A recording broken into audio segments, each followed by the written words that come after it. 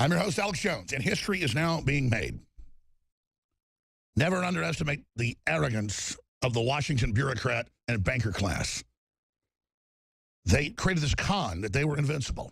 Now that America has tasted victory again, the spirit of the Republic is rising.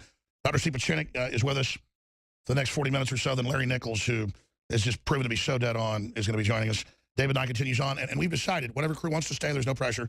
We're going to just continue, not 52 hours, we're going to continue broadcasting right through tonight till as long as we can stay here.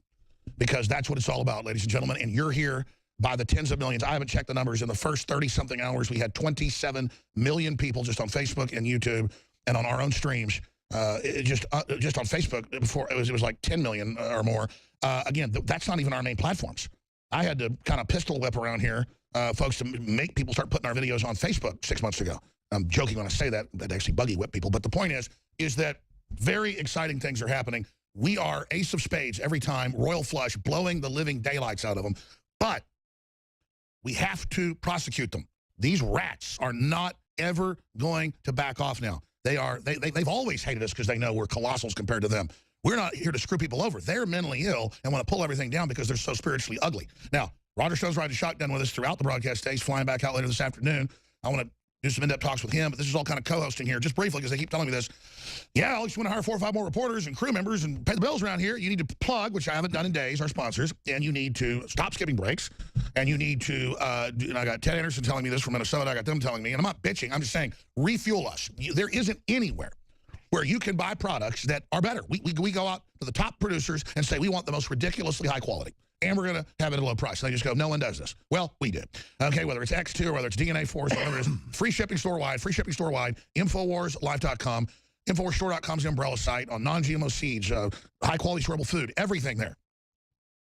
InfoWarsStore.com or 888-253-3139. And Donald Trump has said it, and the media tried to hang it like an albatross around his neck. I'm not bragging. It really is true.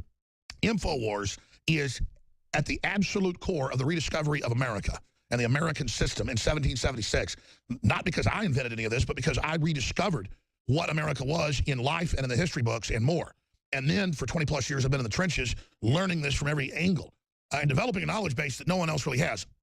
Other people have knowledge bases that I don't have. I'm not saying I'm some grand poobah. Let's just say this. This brain trust is being given to everybody, and you're adding to it like a electrochemical supercomputer that's interfaced with the silicon world. This is the new true AI system, is we the people interfaced in the new media and overthrowing the entire technocracy they believe would be our enslavement. It will now be the delivery system to Valhalla, but we have to take it in our hands. And that's not utopia, I'm promising. That's reality. But it's an animating contest. Now, we will not be teleported there on a bed of roses, as Thomas Jefferson said. InfoWarsStore.com is the Energon cubes we need. It's the fuel. You get high-quality products. It's symbiotic. There are things you need to reuse and have again, just like we need to continue on breathing as the seasons pass, as the planet orbits. InfoWarsLife.com, InfoWarsStore.com, StevePieczenik.com is his great website. He's joining us right now, popping in. And, of course, we have Roger Stone here. Jump at any time, Roger. But what an incredible time. Now, Pieczenik, we're co-hosting, so just give us little nuggets of where you see this going, what's unfolded. You know, we talked this weekend, and I said I thought Trump was going to win. I mean, I knew they were going to try to steal it, and I had a bad feeling. And Bev Harris was on. She's a liberal. But she said clearly they tried to steal it. But the tsunami was so big that it defeated them. So I think now, asking you, what do we do next? I want your view. I mean, clearly, do you think we should just let Hillary sail off into the sunset? Clearly not. First of all, I want to congratulate you, Alex, and Roger for really initiating this American Revolution. It was not easy. It's an important idea that people have to understand that this was initiated by what we call the alternative media. Roger and I had worked under Reagan. We had worked under other presidents, Nixon. But this is really a revolution, and this was a revolution that people should understand, initiated through your auspices, plus Roger interceding, my coming in, but it also belongs to the men and women who are in our intelligence service, our military intelligence, our civilian intelligence. Had they not performed, we would not have been at this position. And I can't tell you how important they have been to the integrity of the Republic. It's not just the men and women who carry guns and fight our wars, the kinetic wars. This is a new kind of war. And let me tell you, in 1973, I was fortunate enough under the GI Bill to not only attend Harvard but MIT.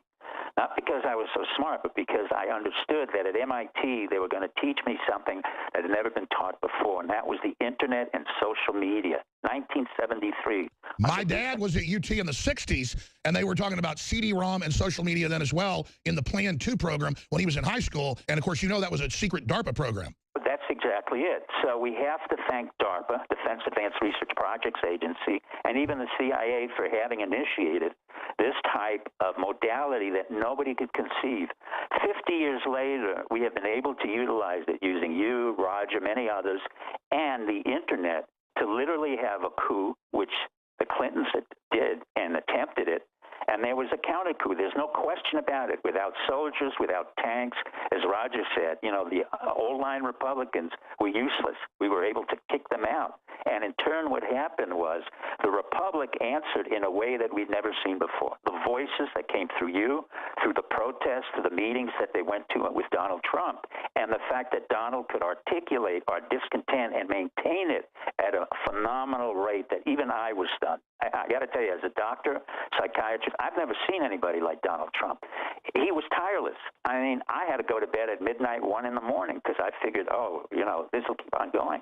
But truthfully, we owe a great debt of gratitude to the family, the Trump family, to all the people around him. They're warriors. They're warriors. And Roger Stone here with us, former Trump campaign head. He's got... Well, Roger's an old-line warrior. I mean, he and I worked for Nixon. I had a great, great respect for Nixon. And as I said to a friend of mine who's now meeting with Rumsfeld, I said, the spirit of Nixon, and I came in later on. Roger was far more involved with Nixon than I did. I really came in towards the end and then the Ford administration. But Nixon communicated with me, and that man was a genius. I mean, people really only understand Watergate, but they don't understand how brilliant he was. And he was a poor man. He grew up as a Quaker. He watched his brother get killed. He grew up with all kinds of problems that he was able to... Well, reportedly, Stone was like best friends with Nixon after he got out of office. That's what the New York Times says. I admire him, and I understand that. He never lined his pockets. He never used his position in government to enrich himself. They tried to say that in Watergate. It was false. He was, above all, a patriot. He was for a strong America. He was for peace. And he paid the ultimate price for it. But and he made mistakes. There's no question. Closing the gold window, enormous mistake. The war on drugs, enormous. But he wasn't a demon. Mistake. You had a question for Pacheco. He was a patriot. Roger's correct. He was a did patriot. that. And ironically, the liberals come up to me and say, oh, my God, I didn't know that Nixon had created the Environmental Protection Agency. I didn't know Nixon had initiated NIDA, National Institute for Drug Abuse. I said, yeah. It doesn't mean we're all right-wing neocons. See, one thing interests me, and that was the byplay of last Friday and Monday. Like you, I have very good sources in the New York Police Department. They assured me that the treasure trove of 650,000 documents that were found on the Huma Abedin Anthony Weiner server were political and legal dynamite. I mean, just evidence of treason, evidence of corruption, evidence of crime. Sex compromising. Evidence of pay for play, evidence of sexual blackmail, and so on. So how is it that the FBI director, who took months to go through 33,000 emails, could say, oh, we've been through all this and there's nothing there? Well, that's my next question for both of you. I was told by sources and why did no one... that they told Hillary, you better not try to steal it, because we're going to bring all this out. Roger has a key point, but I will answer. Roger understands this because we've been in several administrations. Fear and collusion are one of the greatest dynamics that you have in politics. And the Clintons were able to collude with Loretta Lynch and James Comey. The reason why, Roger, he had to come out is because thanks to our military people, our people in the intelligence community, who were sick and tired of his acquiescence, of Comey's acquiescence, they allowed a lot of the emails to go literally right through WikiLeaks. And we have to give a kudo to Julian Assange, who is the MVP? I mean, is Julian Assange even more key? I mean, Trump's the MVP. He is very Drudge is an MVP. How do you... I mean, if I were Trump, I would give him a pardon and ask him to come to the United States and give him American citizenship. Isn't it time to bring Snowden back? That's a different issue. No. Agreed. That's a different issue. But I agree with you on Assange. I would offer him a pardon. Look, they threatened to kill this guy. They threatened to drone him. They put pressure on the British government to actually withdraw the diplomatic recognition of Ecuador so they could rush the embassy and arrest him because he was the man with the secret. All right, guys, stay there. We're going to come back. I want to ask you guys quick questions, quick answers. How do they strike back? This nest of globalists, George Soros and others. Because I know we're all celebrating here, but I mean, we just won a big battle, but we're still, got more attack ships coming. And so I want to win. I want to win it all.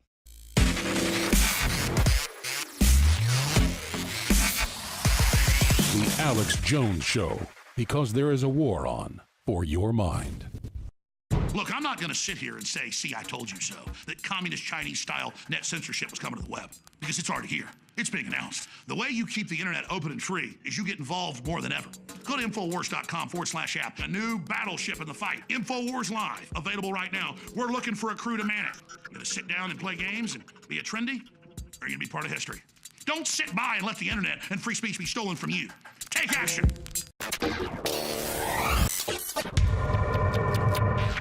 I'm your host, Alex Jones, and history is now being made. Never underestimate the arrogance of the Washington bureaucrat and banker class. They created this con that they were invincible. Now that America has tasted victory again, the spirit of the republic is rising. Dr. Steve Pieczenik is with us for the next 40 minutes or so. Then Larry Nichols, who has just proven to be so dead on, is going to be joining us.